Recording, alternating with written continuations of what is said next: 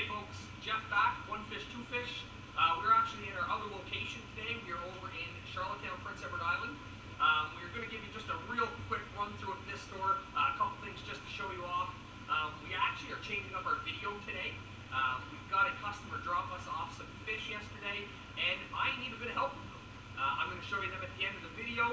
I'm going to tell you what we're planning on doing with them, and hopefully the viewers can give us some insight, maybe some tips, tricks, whatever they think would help us with them. So first, I'm going to show you a couple of little things here. First, this is our 300-gallon display tank in the store. We just keep this for our arowana. We've got a golden red-tail Asian arowana in there. We've been trying to find something to go with this guy forever. He just seems to hate every fish we've ever put in with him.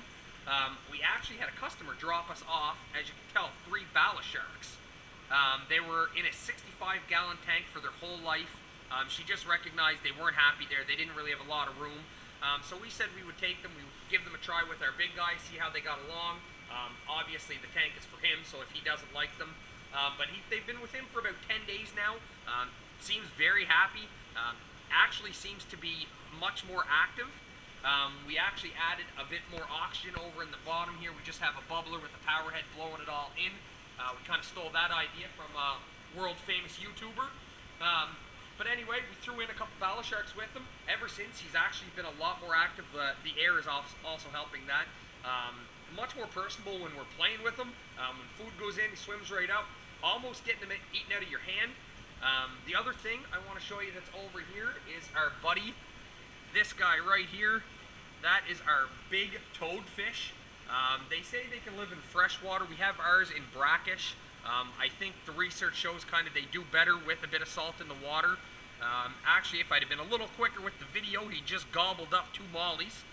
He's looking at me like he kind of wants to eat me right now, but this is one of my favorite fish that we've ever had in here. He just lazes around. He's a monster for the size of him. He's probably 8 inches in size. Doesn't even look like a fish. Whenever he's sitting in the gravel that he's in, you can tell, you can barely even see him. But yeah, he's one of my favorite fish. Love this guy. So on to the fish that we got traded in yesterday. These guys right here, 4 very large red belly piranhas. We've got a large male and a large female, and the two on the small is a male and a female too. I'm trying to get you picture. There's the one big guy, the other big guy's hiding in the back here. There's the other monster. So we have them in, this is what they were living in when we got them. It's a 100-gallon, 5-foot tank. It's okay for right now. We are going to look at doing something bigger for them. They don't have a ton of swim around room. They seem to be all getting along really well. They've been together their whole life, so had the hands in the tank lots of times. They don't seem to care about humans at all. They're quite content just swimming around as long as they're eating good. There's even a couple little just schooling fish in there with them. They haven't even looked at them. They've been in there for a couple days. We feed them really well every day. Feed them twice a day. And like I said, as long as they have a full belly, they don't seem to be aggressive at all. So here is what I need from you guys. We actually want to start breeding these guys. The owner previously has had them bred before. Didn't do anything with them, wasn't trying to keep the fry or anything like that. We would like to keep the fry. Anything that we can do that prevents us from buying from the ocean, the lakes, whatever, we absolutely always try to do it. So we're going to keep these guys as a store kind of pet for basically ever. We are going to try to breed them. My downfall is I don't know a lot about breeding piranhas. Not something I've ever tried. We have been doing a bit of research on it, but I thought I would throw it out if any of you guys know any tips, tricks, anything we can do with the kind of the tank setup that is going to make them more prone to want to breed. I know the big deal with them seems to be once you get the fry, you get a lot of it, and it's hard to keep them fed. I've read a little bit that whenever they are little, what happens usually is you'll get a couple thousand and they end up eating each other. And then, you know, you get a handful of really strong ones. I would like to be able to set to actually feed all of them if I can. I do have access to brine shrimp, obviously, with being a store, so I know that seems to be something they really like, live brine shrimp, and that is something that I can feed them. Again, if anyone has any tips, tricks, food, anything like that, that we can get the fry to eat, that's not live, obviously, would be